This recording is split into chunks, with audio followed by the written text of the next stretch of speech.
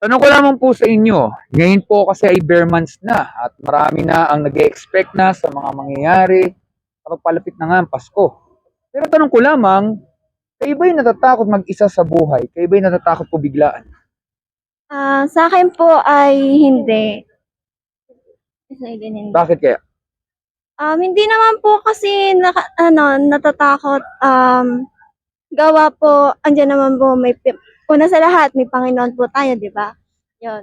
Ah, Alam naman po ng kalahatan, ang Pasko ay sa Panginoon, di ba po?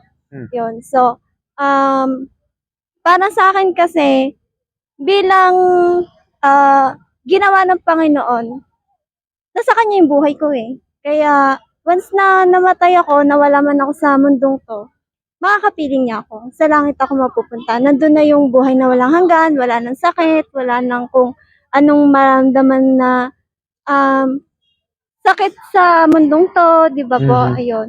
So, para sa akin, hindi ako natatakot na mamatay ako. Yun. Kasi Mhm. kasama naman po natin ang Panginoon. I see. Pero, para sa akin, hindi ako takot na mamatay, pero may takot din kasi para sa pamilya ko, yung may iwan ko. Yun lang. Mhm. Kasi iniisip ko ano kaya yung mangyayari pag wala na pag wala na ako, ano kaya yung magiging buhay nila. Parang ganun lang. Maraming Para tanong sa ano. para sa sarili ko, hindi ako natatakot na mawala sa mundong to. Natatakot ako sa may iwan ko po. Mhm. Yun yung para sa akin. I see. Ikaw, natatakot ka ba mag-isa sa buhay po? Sa akin hindi din. Kasi unang-una nga si Lord, lagi natin kasama, lagi nandiyan yun sa atin, nakasubaybay yun sa ginagawa natin sa araw-araw.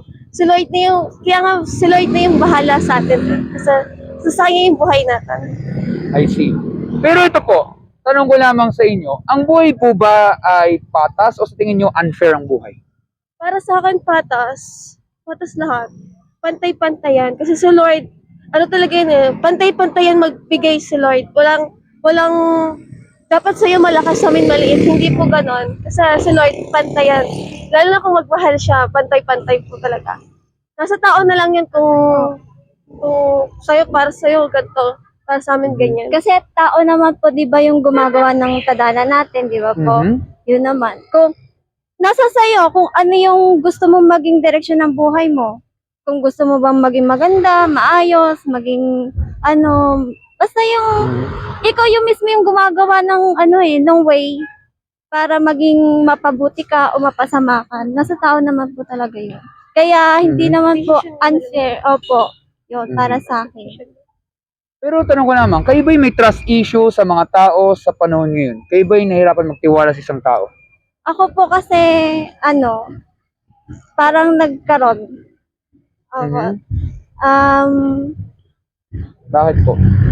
Kasi sa panahon ngayon, wala na talaga kahit nga malapit pa sa inyo, 'di ba po, kahit ka mag-anak mo, kahit pag talikod mo, iba na yung tingin sa iyo, ganun, sisiraan ka kung ano man. Kaya wala.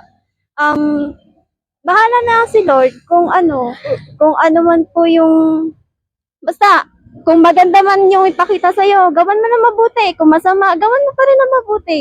Yun po para sa akin. Pero nasa kanila na lang kung Mhm. gagawan ka ba ng kabutihan o masama, basta ganun po. Mhm. Kayo po, may trust issue rin ba kayo sa mga tao sa panahon ngayon? Sa akin naman, sa akin, parang wala. Kasi tulad nga sinabi niya, nakadepende yun sa tao na gagawa sa'yo. Kung sa tingin mo masama siya para sa'yo, tapos siya mabait talaga, nasa yun na yun, trust issues mo na yun, sarili mo. Mhm. Ito, may iba ng konting tanong. Mahilig ba kayo sa mga social media, sa mga balita, sa mga posts at iba pa? Kayo ba active doon sa mga social media? Sa ngayon po kasi hindi na po active, updated. Kasi po, iniisip ko lang po, trabaho, bahay, kung ano man po, wala nang sa social media. Kung mag-online man po, mag-update na lang kung sa mahal sa buhay, ganun po. Yun na lang po yung ginagawa ko ngayon. Yung communication. Mhm. Ganyan din sa'yo. Opo, kasi trabaho talaga, trabaho. Na ano yung trabaho, marami yung trabaho, tapos sa bahay tulog na lang, tapos minsan update na lang, kakain, tulog, ganun, tapos trabaho na Mhm. ulit. Pero sa ganito lamang, kahit naman hindi kayo siguro active, pero for sure baka naririnig nyo naman ito or naririnig nyo to sa mga somewhere around, no? Meron kasi akong napanood na isang reaction video. Way back po ito ng mga 3 or 4 months ago. Na ang sabi ng isang lalaki sa isang reaction video, sabi niya, ay palaos na po daw ang mga content creator at ang mga influencer starting itong medyo patapos na 2024 hanggang sa mga susunod na taon. Ang dahilan daw niya, giit niya, nakakasama daw yung mga content, yung iba daw ay wala naman daw natututunan, yung iba ginagamit na para perahan lamang ang mga tao kaya for views. Or yung iba sasabihin lang nila, puro paulit-ulit lamang ang content. Sa inyo kaya mga opinion, palaos na po ba ang mga content creator at mga influencer sa Pilipinas sa panahon ngayon? Kung palaos na ba talaga yung mga yan? Palaos na, mawawala na talaga yung mga yan. Paano pala? Sabihin, hindi na sila magiging active, mas kukunti na sila maaari makikita sa social media. Ay, yung mga dating sikat po. Hindi, ulitin ko, para to make it more madali lang. Okay. Sabihin po ng palaos, I mean, talaga mawawala na po yung mga video content creator. Wala na kayong makikita nagre-record dito sa kalsada, wala na kayong makikita may mga gumagawa ng content, kasi nakakasawa na daw yung mga ina-upload daw. Dahil paulit-ulit na wala daw aral. Sa tingin nyo ba palaos na po ang lahat ng video content creator, mga influencers, mga celebrities / influencer, lahat mawawala na talaga? Sa tingin nyo maglalaos na may mga yan? Siguro hindi naman po. Yung iba siguro. May, sabihin natin na yung iba siguro malalaos, pero may iba pa rin po na hindi. Mga ganon. Opo. Bakit kaya? Ano, para sa'yo? Para sa akin, yung iba kasi yung iba kasing content creator, ano yun, yung may mga yung mga, di ba, napapanood po kasi namin sa YouTube, yung mga, pinaano nila, sinasali lagi nila si Lord, yung ganyan. Pero yung, kumbaga, parang mas gusto kasi ng mga tao yung nakakatawa, yung funny, yung mga masasayahin sila sa buhay nila, yung ganun. Tapos nang nalalaos yung yung siguro para sa akin yung laging nasasama si Lloyd sa O, yun yung laging Oo. nawawala. yun yung laging nawawala. I see. Pero sa tingin nyo, sa inyong opinion, ano ba ang pinaka-preferred nyong video content? Kung sakaling kayo may mapapanood nyo sa online, halimbawa, ano ba yung pinaka-preferred nyong mga content na nakikita? Kung Yung- sakali lamang. Yung kay, pa Pinaka-favorite mong napapanood kung sakali. Kung kayo gusto mo lang manood sa internet, sa tingin mo lang. Ako po kasi favorite ko pong panoorin yung kay Ayan Akda po. Ano po yun? Kay Ian. Ian ba? Akda. Ayan Akda. Ano mo meron doon? Siguro, Yung content niya po kasi about kay Kay Lord. Jesus. yung mga mangyayari po sa mundong to. Opo. Yung Yun ano po ba talaga dapat yung na pinapanood. I see. Ikaw, ganun din. Opo, yung mga, kasi po tungkol na kay Lord, kasi po yung mundo po natin pabago-bago na yan eh. Kaya, Kasi po ayun. sa mundong to, malapit na dumating ang Antikristo, ganun. I see. Okay, ganito. Meron ako ibang mga kanito na tanong. Mas madali po ito. Pero sundan po ito, no? Tanong ko lamang. Kayo po ba isang mabuting tao po? mabuting tao. Kung kayo po ba isang mabuting tao po? Hindi mabuti. Opo, Labas na, hindi ko na alam yun, ma'am. May mga talagang nadaan kasi talaga dito. Pero tanong ko lamang, kayo ba yung isang mabuting tao po? Para sa akin, opo. Oo naman, Mhm. mabuti naman po. Okay. Kung ilalagay po natin yung sarili sa pagiging mabuting tao, 1, sobrang yung masamang tao, or 10, sobrang yung mabuti. Saan niyo po ilalagay sarili niyo from 1 to 10 sa pagiging mabuting tao po? In your scale. Hap-hap. Ano, 5? Para sa akin, siguro 8. Mga 8, ikaw po. Ano ba? Parang mga 7 lang. Mga Kaya 7. napupul yung akin. Tanong ko lamang, paano ba natin malalaman kung isang tao po ay mabuti? Ano, paano nga ba? Sa kilos? Sa kilos? Ikaw? Akin sa, ano ba? Nakikita ko yung tao pag sharing siya, yung, Giver. ano yun yung, kasi gusto ko yung tungkol kay God. Gusto, yung nag-share siya tungkol kay Lord. Kaya para sa akin, mas mabuti yung gano'n. I see. Pero ganito, may iba yung basa ng dictionary? Tanong lang. Hindi po. Hindi. Pero pag search kay Google, nagagawa nyo? Opo. Kay May ChatGPT, time. familiar din kayo doon? Opo, yung kay ChatGPT. Yes, kay Ay, ChatGPT. okay. Okay, sige. Siyempre, naghahanap tayo ng mga solution sa mga instant sagot. Pero bigyan ko kayo ng mabilis lang na trivia. Pag sinabi daw na good o mabuti sa dictionary, ito po yung may kinalaman sa moral excellent o morally upright. Simin daw ng moral ay ugali daw ng tao sa kanyang sarili. Dapat walang ginagawang masama, walang ginagawang krimen, at wala daw sasaktan na tao kahit sanggol. Tingnan natin po ito mabibis na tanong kung tama ang sinasabi ng dictionary. Kagaya nito, kayo po ba ay nakapagsinungaling po sa tanan ng buhay niyo po? Opo. Yes. Hindi Mhm. natin May maiiwasan iwasan yung pagsinungaling. Mhm. Lalo na in case of parang gusto mong yung sarili mo, ipagtanggol bagay yung sarili mo or parang may ayaw kang sabihin para lang Natitago mo. yun yung tinatago. Kaya nakakapagsinungaling ganun. Kahit Mhm. nga nakatira pa sa church kung ano man kung ano pa siya ng Panginoon, 'di ba po? Yun, Mhm. nakakapagsinungaling pa rin. Hindi. Sa isang buong araw, parang mas marami yung kasinungalingan kaysa katotohanan. Kasi dahil po, naposible lamang. Kasi syempre, lahat po talaga tayo dito ay guilty kasi unang matututo ng isang bata ay magsinungaling. At lahat po talaga tayo dito ay guilty. Sama na yung pagtatakpan, sisikreto, anuman, pero still, pag tayo nagsisinungaling, talagang yan ay mali talaga at lahat talaga tayo dito ay guilty. Pero ito po, kayo po ba ay nakaranas na magnakaw ng isang gamit, ballpen, barya, kahit ano pang halaga yan, nahulog mo lang may napulot ka sa kalsada, biglang napulot lamang, hindi mo na sinauli, ano man halaga yan, kayo ba ay nakapagnakaw kahit sa internet pa yan? Ako po hindi. Oo, nagawa ko na yun. Yung pulot ng barya. Hoy, nagawa ko na yun! Hoy, Yung 100 pesos na nakuha natin sa Saan? kalsada ni Papa. Hindi na natin binalik sa may-ari kasi hindi natin alam kung kanino yun. Hindi mo maalala. Yung pauwi na tayo. yung ang tagal na nun, 20. At least. Yung kasama pala. Yun Yung nga. Oh, gabi po yun kasi nauwi kami tapos sabay nagkwento. Nasa tricycle po kami, umista po kami tapos Tapos may biglang may 100 nakita 100. Gabing-gabi na po na wala na po mga tao. So, kinuha na po namin yung Kinuha na 100. lang namin yung 100. Siguro I see. ganun po. Saan kayo sa lugar yun? Sa Kalawan po. Sa Hardinan, sa daan lang. Madilim na po yung daan. Tapos napahinto lang po. Sakto lang. Sa Siyempre, ganito na kasi yan. Ano man pong mangyari, meron tayong tatawag ng judgment call. Kahit may napulot tayo, siyempre hindi talaga sa atin yan, ano man mangyari, sa uli natin, surrender sa bangko o sa mga security guard. I mean, yun talaga madalas. Yun nga lang, imagine nyo kasi, nandyan na yung police station sa taas dyan. And totoo, baka doon na tayo lahat namamasyal na sa kulungan. Kasi, kahit nga mga pulot yan, technically, pag nanakaw din yan, kasi dapat na isa sa uli natin agad-agad. Yun nga lang, kaya lang daw natin nagagawin pag nanakaw, ay dahil wala yan sa presyo. Gusto natin isang bagay nung walang kahirap-hirap. Yun nga lang, ilat po talaga tayo dito ay guilty.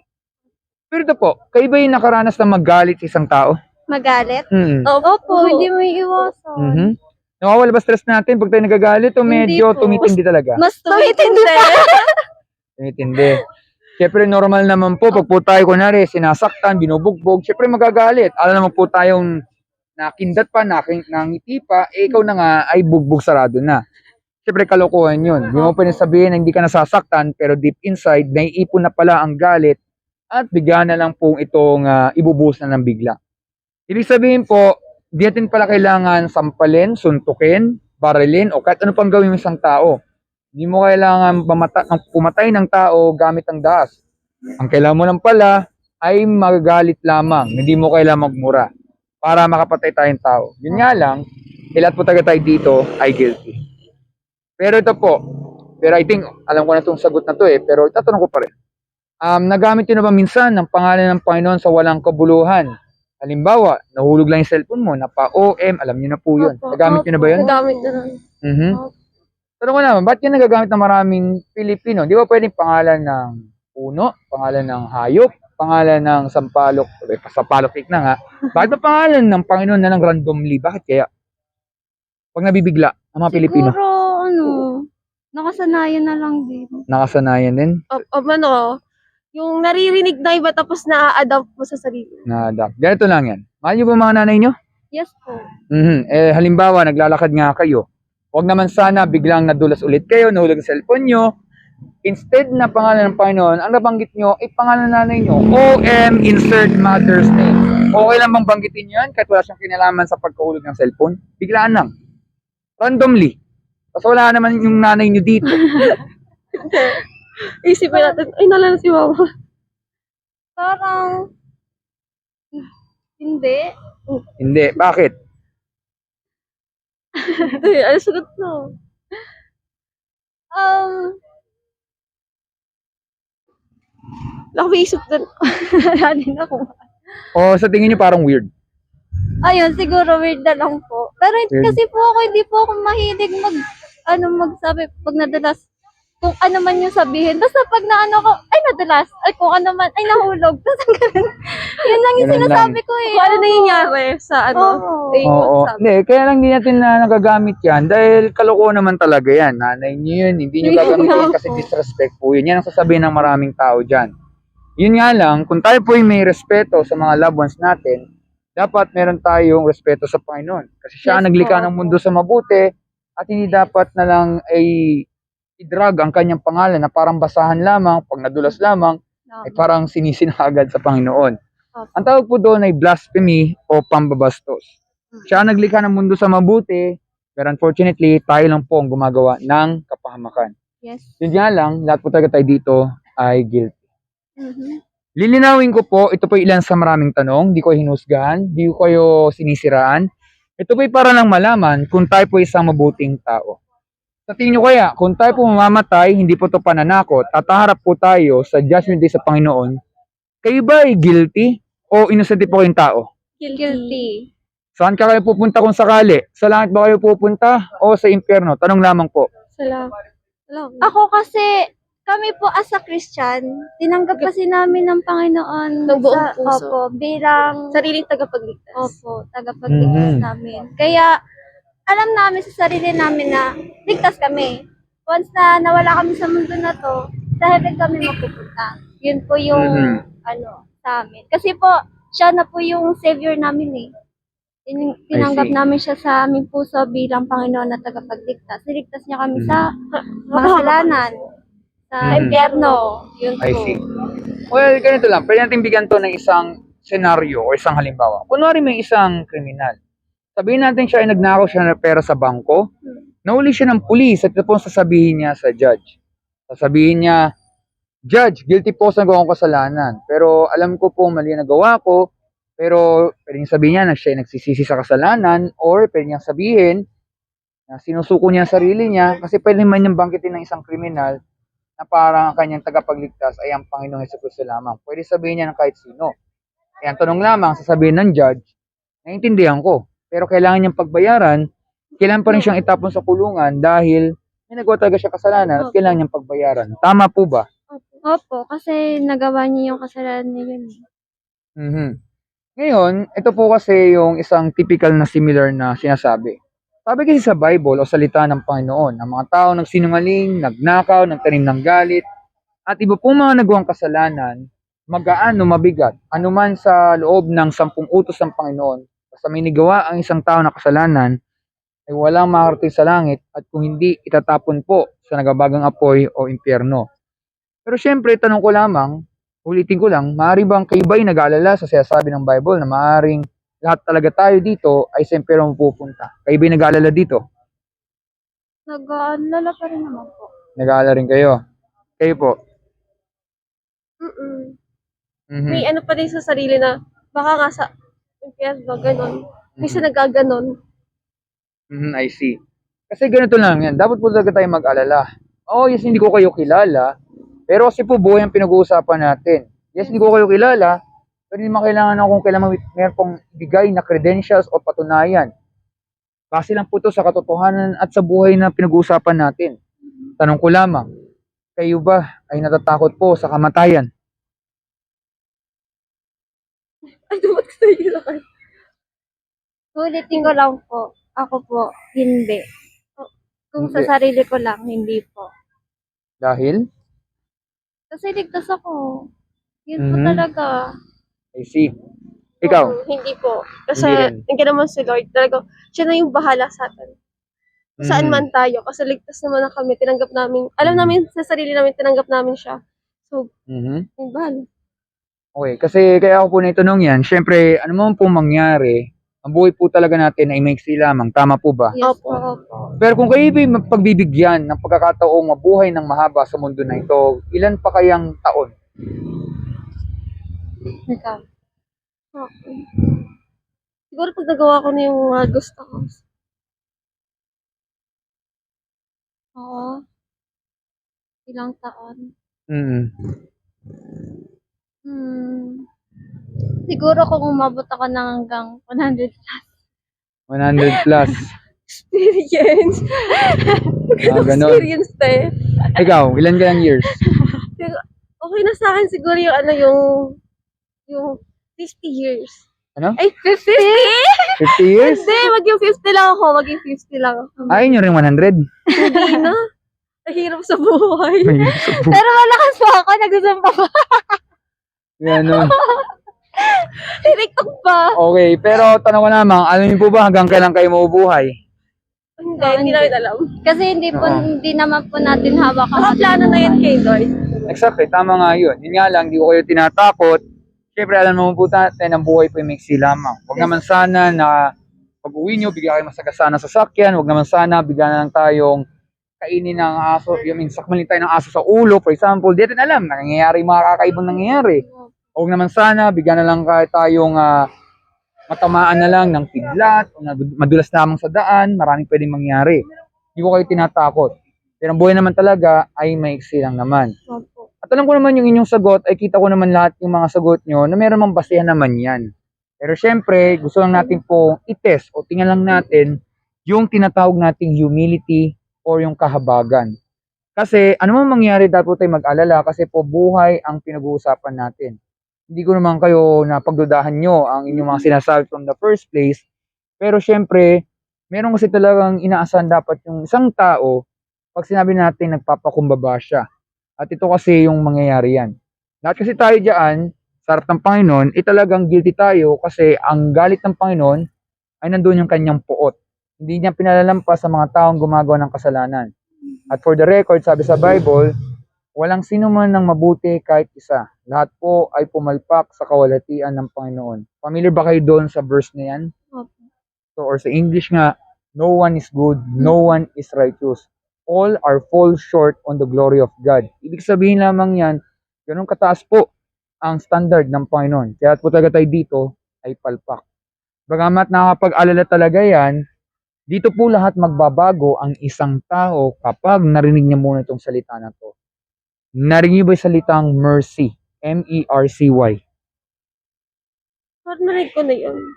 Mercy po. Mercy. Narinig niyo ba yung mercy? Parang narinig ko na yun sa church. Kasi hindi ko malala kung anong meaning ng mercy na yun. Ikaw, any idea? I have no idea. I have no idea. Ano kaya sa Tagalog ng mercy? Mercy. Wait now. Ano ba nga yun? Nakalimutan ko Pilit na. na? Oh, Pag sinabi po natin pong mercy sa wikang Tagalog, wikang Pilipino or sa Tagalog, awa. Lagi yung salitang awa. Yes. Yun po ang sabihin ng mercy. Mercy sa Tagalog, awa. Kayo ba ay laging nahingi ng mercy araw-araw? Opo. Ikaw? Pag sinabi kasi natin pong mercy or awa, isabihin yan po ang kinakailangan muna ng isang tao. Ibig sabihin, inaamin niya na siya ay makasalanan. Inaamin niya na siya ay mahina. Inaamin niya na meron siyang limitasyon sa kanyang buhay, na pwede siyang pumalpak, nagkakamali siya, talagang nangihina, at higit sa lahat, siya po ay umaasa o nagtitiwala sa Panginoon.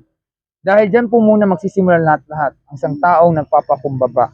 Dahil alam ng Diyos, kailangan natin po ng mercy niya para hindi tayo mapahamak. Dahil ito po lang yung magiging daan upang hindi mapahamak ang isang tao mula sa mga nagawa niyang kasalanan. Pag po tayo humingi ng mercy sa Kanya, dito na po magbabago ang takbo ng mga kaso. And for sure, alam ko na itong sagot na to, sagot nyo, dahil kanina nyo pa ito nababanggit many times. Ano ba ang ginawa ng Panginoon sa ating lahat upang hindi tayo tapon sa impyerno at tayo po ay makalis po sa Judgment Day? Ano ba ang ginawa ng Panginoon sa ating lahat? Yung pinako niya yung sarili niya sa krus. Inako niya po Oo, inako niya yung mga kasalanan. natin. Doon sa Mhm. krus ng Kalbaryo, siya na po yung nagbayad. Yun nga, tayo po natin mga kasalanan, di lang sa Pilipinas, pati sa buong mundo. Tama po ba? Yes Opo. po, opo. Pero ang ginawa po ng Panginoon Kristo, biniwish niya po yung kanyang buhay dahil gusto niya po magmalasakit sa lahat-lahat. Wala siyang ginagawang masama, gusto lang niyang tumulong, gusto niya magmalasakit dahil yung kanyang tinatawag na pag-ibig na walang kapalit or unconditional love ang kanyang gustong ibigay sa mga tao. At maaaring sa ating buhay, may nararanasan tayong unconditional love, pero ito yung mga tao ayaw humingi ng kapalit. Kaya ganun din po ang ibig sabihin yan. Jesus kasi hindi lang siya tao, siya rin ni Diyos. Alam Yes niya po. na pagkabahagi ng katotohanan, ikapalit kanyang buhay. Yan yung dahilan kung bakit siya ay pinahirapan, tinorture, at ipinako sa krus. Namatay siya doon at siya ay nabuhay sa pangatlong araw bilang hudyat na natalo pong kasamaan, natalo pong kasalanan at meron pong buhay na walang hanggan. Sa madaling salita po, kung isang tao po ay guilty, pwede po siyang palayain kung may nagpiyansa. Narinig mo yung salitang piyansa? Opo. So, yan yung sa kulungan bilang pagbayad ng danyo. Sabihin, pwede po makalaya ang tao kung may nagbayad po sa kanya ng danyo. At yun din pong ginawa ni Jesus. Ang kanya pong dugo ang naging kapalit upang mabayaran ang kasalanan ng sanlibutan. Dahil ang kaligtasan po ay wala sa ating mabuting gawa. Hindi talaga natin maliligtas ang ating sarili sa mga kasalanan. Pero pwede ito mangyari ito sa biyaya ng Panginoon or yung grace ng Panginoon. Yes, sir. At may dalawang bagay po para makamit siyang kaligtasan bagamat nasa biyaya ng Panginoon. Meron ba kayong idea ano kayong dalawang bagay na yun? Para maligtas ang isang tao sa kapahamakan. Ano kayong dalawang bagay na yun para yung kaligtasan ay mangyari nga ito sa biyaya ng Panginoon? Ano kayong dalawang bagay na yun? Una, Tanggapin natin. yung Accept Jesus Christ, our Lord. hindi. Una, aminin po natin na tayo makasalanan. Tapos, yung Mhm. pangalawa, accept natin si Jesus Christ bilang personal savior. Mhm. Kayo? Ay, Ganun hindi din? po. Okay, ganito. Kasi ginanjit. Mhm. Tanong ko lamang, familiar ba kayo sa salitang repentance? Familiar ba kayo sa salitang repentance? Naririnig, pero nakalimutan ko. Hindi mo sure yung meaning ikaw? Hindi po. Okay, pag sabi po nating repentance ay pagsisisi sa kasalanan. Yan po ibig sabihin nun. Yan yung unang hakbang muna sa isang tao. Parang halimbawa sa sakit. Di ba gusto niyo laging gumaling? Yes. Opo. Halimbawa, bigla kayo nagkalagnat. Sa tingin niyo, makapunta kaya kayo dito sa parke na to? Hindi po. Siyempre, kalokohan yan. Dahil hindi nyo ma-appreciate yan at talagang yayari lang talaga ang ating mga kalusugan. So, kung tayo nagkasakit, gusto natin laging gumaling. At yan po ang repentance. Ganun din, pag tayo nagawa ng kasalanan, pagsisihan ng mga nagawang kasalanan, at babaguhin ating puso at isipan. At ang pangalawa po, ito na yung nababanggit nyo na kanina, ito po yung pananampalataya sa Panginoong Jesucristo lamang bilang Panginoong tagapagligtas. Repentance and faith. Pag nagawa natin dalawang bagay na yon, tsak, patatawarin tayo ng Panginoon, bibigyan tayo ng bagong puso at isipan, magkakaroon tayo ng bagong karakter sa buhay, at meron na pong pag-asa dahil yung sabihan ng Panginoon. At dahil doon, meron pong buhay na walang hanggan. Bago po umalis, meron ako mabibigay sa tanong. Tanong ko lamang. Nagsasabi kayo ng totoo sa ating napag-usapan po? Yes po. Opo. Pag-iisipan niyo po ba ating napag-usapan po? Hindi. Paano hindi? Paki-clarify. Ay, ano ba? Pag-iisipan niyo po bang pag-iisipan niyo, ipapandar niyo ba ating napag-usapan after ng ating interview? Mapapaisip ba kayo dito? Yun lang yung tanong dun. Don't overthink yan. Pag-iisipan niyo po ba ang ating napag-usapan po? Ay, so yung usapan natin, klaro. Pag-iisipan niyo po ba ating napag-usapan po? Opo. Ikaw din. Maan yung sa utak natin. Paulit-ulit. Sisikin. Mhm. Magre-rewind. Pero I think baka alam niyo itong sagot na to. Kayo ba nagbabasa ng Bible araw-araw? Yes po. Pero sa Hindi, ngayon, minsan na may lang. times minsan. Ganito lang yun. Ganito lang kasi yan. Tanong ko lamang. Kapag kayo nagugutom, anong gagawin nyo? Nakain. Di ba araw-araw yan? Opo. Hindi po pwedeng minsan-minsan mayayari tayo Pero dyan. may times na Magkakasakit talaga. nagpapanipas. Okay, so pag po tayo ay nagugutom, kakain po tayo araw-araw. Ganun din po kapag sa Bible. Araw-arawin natin yan dahil yan yung love letter niyan sa atin mula sa Opo. Panginoon. At dahil doon, yan yung isang dahilan para makilala natin ang Panginoon, maisabuhay natin ang Panginoon, at may bahagi ang kanyang salita sa mga taong nasa paligid po natin ano man ang mangyari. Ganito lamang yan. Bigyan ko kayo ng mabilis lang na senaryo. Kunwari may isang doktor, halimbawa kayo mga doktor, meron kayong nadiskubreng solusyon sa isang sakit. Familiar ba kayo sa Alzheimer's disease? Sa mga matatanda? Familiar kayo doon? Hindi ka familiar doon? Narinig ko na yun. Kay Yung Angel mo ata pagkalimot. narinig yun. Yung parang hindi man naging ulyanin yung isang Oo, matanda, pagkalimot. pero Ah. unti-unting na-eliminate yung mga memory niya, para naging makalimutin na. Ganun po yung Alzheimer's. Unfortunately, halos maraming tao ang pwedeng makatama nun. Maliban pa yung mga ibang sakit kagaya ng Parkinson's na halos kaparehas din po yan. Pero hindi po namamatay ang isang matanda dahil po sa Alzheimer's. Namamatay po siya dahil humihina ang immune system dahil po sa mga ganong komplikasyon. Yun po ang idea.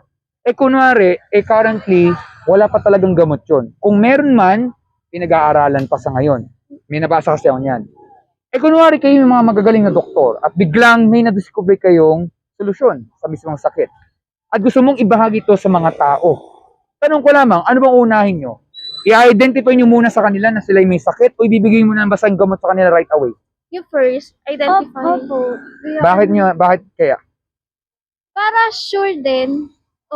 Kasi Kasi kung ang direct- hirap din naman po kasi yung mag-decision agad na magbibigay agad na hindi naman para yun yung tamang gamot para sa kanya.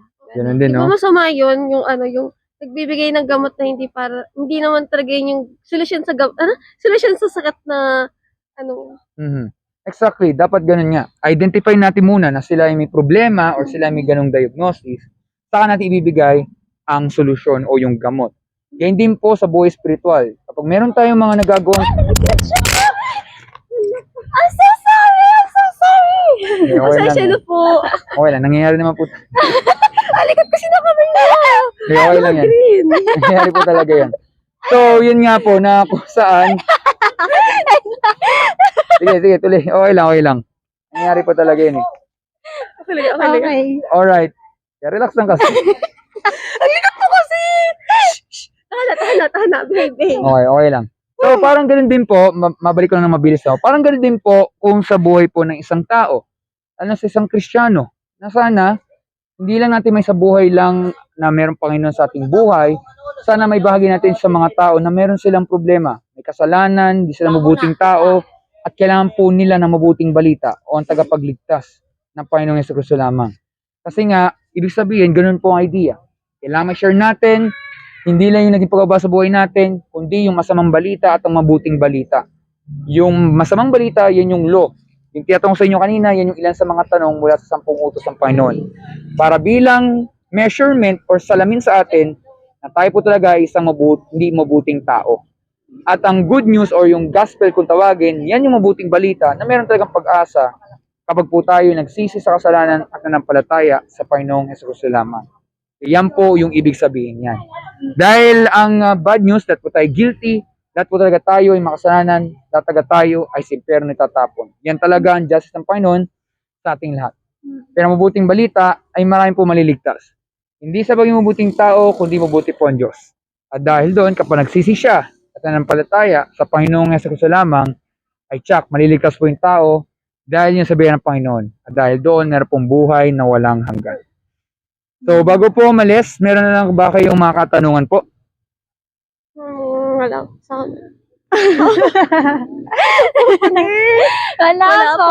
Wala na. So, kung wala na po yung katanungan, maraming salamat po dito sa oras na to. Opo. God bless po sa inyo at mag-ingat po kayo. Maraming salamat po sa inyo. Thank you po. Thank you din po. God bless.